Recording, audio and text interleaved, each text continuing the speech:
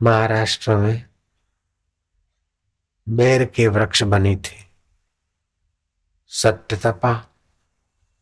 एक संत हो गए गोदावरी किनारे। सत्य तपा। वो इतने ब्रह्मज्ञानी और उच्च कोटि के संत थे कि लोगों को उनके वचन और दर्शन से बड़ा ज्ञान और शांति मिलती थी। आपके गोदावरी तट महाराष्ट्र में छिन्न पापा तीर्थ में रहते थे। छिन्न पापा तीर्थ में रहने वाले सत्य तपा ऋषि का इतना प्राणायाम, ध्यान और आत्मचिंतन का प्रभाव था कि देवता लोग भी उनकी सराहना करते थे। लोगों के भाग्य की रेखाएं बदल जाती थी। उनके सत्संग और उनसे दीक्षा लेने से लोगों को बहुत फायदा लेता था।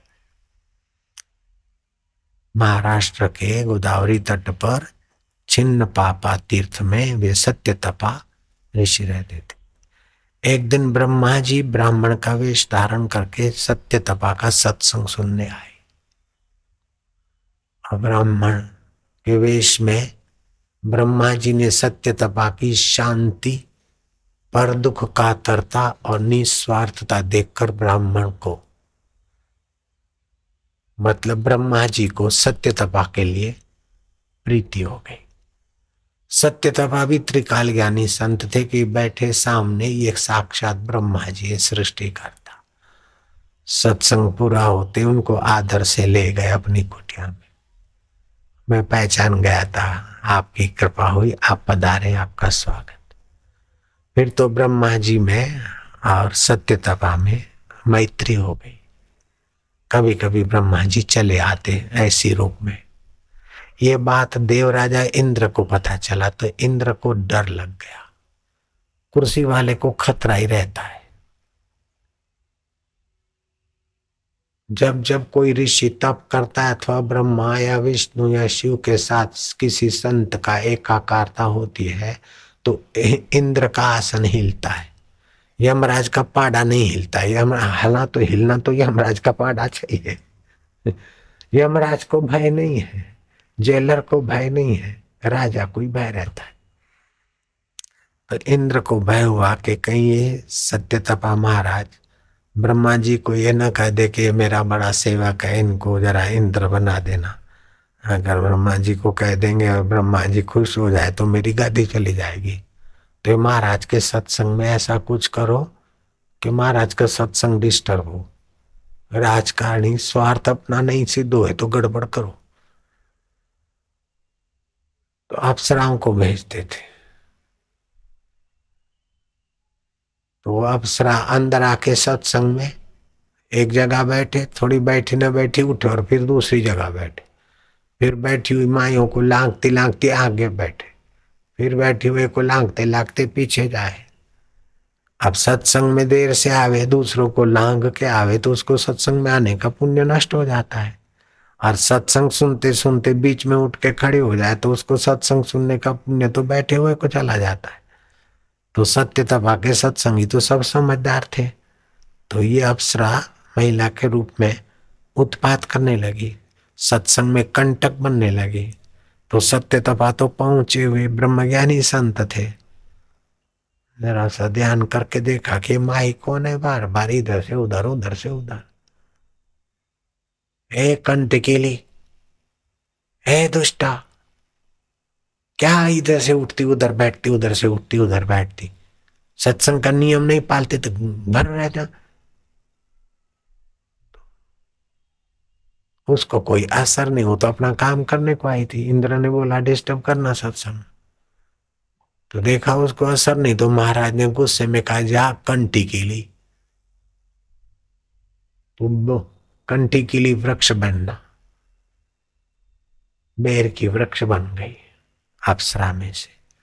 लेकिन वो पश्चाताप करके महाराज के आगे बोली, महाराज मैं तो आज्ञा पालन करने के लिए इंद्र ने मेरे को बोला था कि आपके पास ब्रह्मा जी आते, इसलिए आपके सत्संग में उठ बैठ करो ताकि वातावरण ऐसा हो तो ब्रह्मा जी आना बंद हो जाए, मुझ पर कृपा करो। बोले तुझ पर कृपा कैसे करें, अच्छा, जो गीता के ज्ञान में शांति पाता है, सत्संग सुनता है, ऐसा भरत मुनि जब नासिक के कुंभ मेले में जाएंगे तो रास्ते में थके होंगे, तो थकान मिटाने के लिए जरा तेरी छाया में बैठेंगे या तेरे को चरण स्पर्श करेंगे, तो तेरी उसी समय बेर की वृक्ष की योनि से सदगति होगी। समय बीतता गया, वो बेर के वृक्ष की कंटिकल वृक्ष बनी रही। भरत मुनि गीता का पाठ करते और गीता गायक परमात्मा ने कहा ना, तस्याहम सुलभम पार्थ नित्य युक्त से योगिना, उनके लिए मैं सुलभ हो जाता हूँ जो नित्य युक्त है।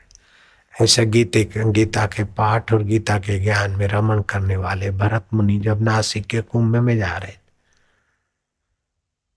तो वृक्ष के नीचे बैठे और फिर नासिक का कुंभ करके लौट रहे थे, तो उस देव कन्या ने, अप्सरा ने उनकी आरती की, पूजन किया। भरत मुनि बोलते, मैं तो तुमको पहचानता नहीं, तुम कौन हो? बोले, महाराज ये बेर की वृक्ष आपने मेरे को अपना चरण स्पर्श दिया था। आप गीता के चौथे अध्याय का रोज पाठ करते, उसके अनुसार अपना चित्त भगवान में लगाते। ये गीता के चौथे अध्याय के महात्म्य के आधार पर तुमको कथा सुना रहा। मेरे को ऐसा ऐसा ब्रह्मा जी ने श्राप दिया था और उन्होंने ही बोला था कि जब गीता के ज्ञान में रमण करने वाले आत्मारामी संत का चरण स्पर्श होगा तो तेरे सारे पाप मिट जाएंगे। उसका मतलब ये नहीं कि हम वहां गुजरे और तुम लोग मेरे पैर पकड़ो, तो ये तो अनर्थ हो जाएगा, परेशानी हो जाएगी। हम तो दृष्टि से एक दूसरे की शुभ कामना लेते देते हैं, तो जबरदस्ती गुरु का पैर पकड़ने से कोई सदगति होती नहीं है और गुरु को तंग करने का पाप लगता है। और कुछ लोग, महाराज आशीर्वाद दो आशीर्वाद दो, अरे तो बाजार की चीज है क्या?